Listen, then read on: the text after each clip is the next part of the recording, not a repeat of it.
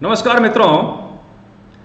भारत की राजनीति में पिछले कुछ सालों में चुनाव के दिनों में जनता को लालच देने की जो प्रवृत्ति चली है राजनीतिक दलों के द्वारा, वो किसी भी दृष्टि से उचित नहीं कही जा सकती।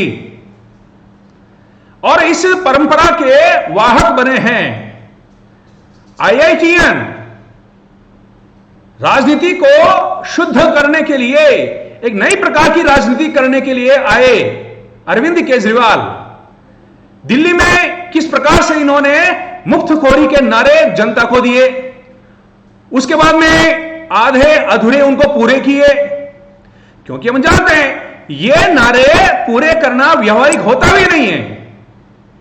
और अब पंजाब के चुनाव चूंकि आने वाले हैं, तो पंजाब के चुनाव में भी अरविंद केजरीवाल ने नारा दिया है कि बिजली पूरे पंजाब को मुफ्त दी जाएगी और जितने भी बकाया बिजली के बिल हैं उन्हें माफ कर दिया जाएगा।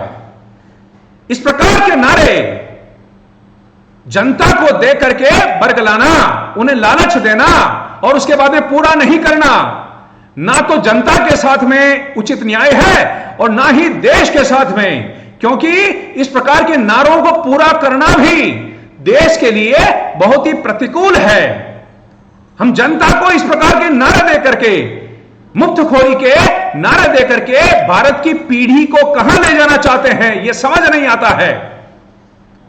ऐसा केवल अरविंद केजरीवाल कर रहे हैं, ऐसा नहीं, दक्षिण भारत में भी और देश के कई राज्यों में, खास तौर से जो क्षेत्रीय पार्टियां हैं, जनता को लालच दे करके उनके वोट लेने का प्रयास करती है। ये पूरी पीढ़ी को वो इस प्रकार से गलत रास्ते पे ले जाने का प्रयास कर रहे हैं। यह देश के लिए बहुत ही घातक है मित्रों। स्विट्जरलैंड में वहां की सरकार ने